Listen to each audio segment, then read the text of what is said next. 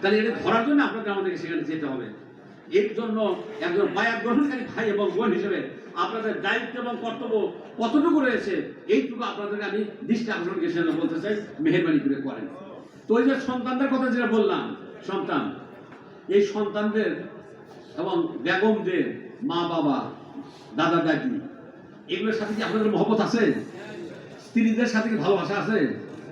এই স্ত্রীকে নিয়ে জান্নাতে থাকতেছেন কারা কারা দেখবে হাত তোলান তো, যে করেন সবাই ভালোই ছিল।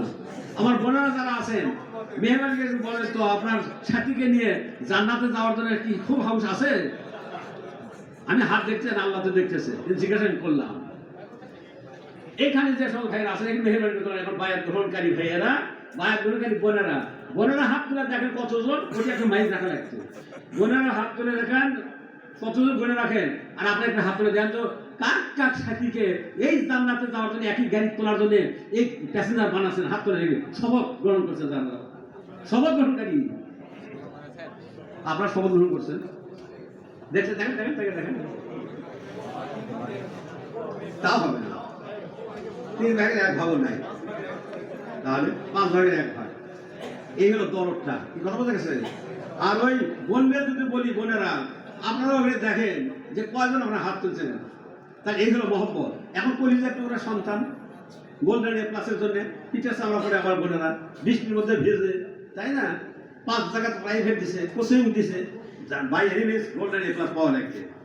তাই এই দুনিয়ার স্বার্থের জন্য, দুনিয়ার মঙ্গলের জন্য, দুনিয়ার কামাইয়ের জন্য, রোজগারের জন্য এত কাজ করতেছেন, তার তাকে যে চিরদিনের ওই জান্নাতে যাওয়ার জন্য এই মহব্বত কেন থাকে না? এই নার্সিং কেন হয় না? তাদের কেন কেন সাথে নেন না? এই বোনদেরকে নিয়ে কাজ করে নিছে, বাচ্চা প্রোডাকশন করে নিছেন, তারপরে গায়ের জামা খুলে নিছেন, ধুয়ে নিছেন, সব কাজ করে নিছেন। এত স্বার্থপর স্বামী আমরা যে আমরা আমার বউকে নিয়ে যাওয়া এই নার্সিং করে তাকে আমাকে এগিয়ে দিব, এক্ষেত্রে আমাদের দুর্বলতা সেটা তো বুঝতে পারছেন, কেউ তুলছেন না, কেন করেন না? প্যারালাল ফলে আল্লাহর পরে বলছে জান্নাতুল আদনে ইয়াদখুলুনাহা মান সালাহা ওয়া মিন আবাইহিম ওয়া আজওয়াজিহিম ওয়া যুররিয়াতিহিম ওয়া মালায়েকাতু ইয়াদখুলু আলাইহিম মিন কুল্লি বাবিন।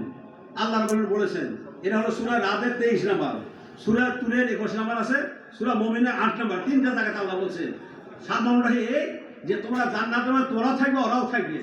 আর একটা আয়াতে বলছে যে তোমাদের পথ অনুসরণ করছে, এই হিসাবে যদি তোমার জান্নাতের বিভিন্ন তলা থেকে থাকো, আল্লাহর রাব্বুল সবচেয়ে নিচের তলায় তোমার পরিবারের যাই থাকবে, তাকে প্রমোশন দিয়ে সবগুলোকে 6 মাসের জন্য না, বেড়ানোর জন্য না, একবারের জন্য ওই প্রথমটার কাছে নিয়ে যাবে। সুবহানাল্লাহ।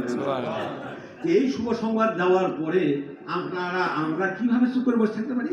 কিভাবে তাদেরকে নার্সিং করে নেন? কিভাবে কেন এগিয়ে নেই না? তাহলে এই কাজ করার জন্য আপনাদের কাছে আবেদন থাকলো।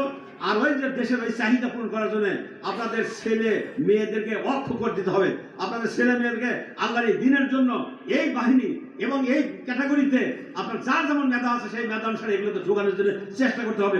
অন্য আর কোনো কিছু দরকার নাই, বিদেশে জমি করার দরকার নেই, বেশি বিল্ডিং করার দরকার নাই, পরকালের জন্য যাতে বিল্ডিং ভালো ভালো বিল্ডিং পাওয়া যায় তার জন্য চেষ্টা করবেন। এটা আপনাদের কাছে আবেদন। কি কথা ঠিক না মিথ্যা?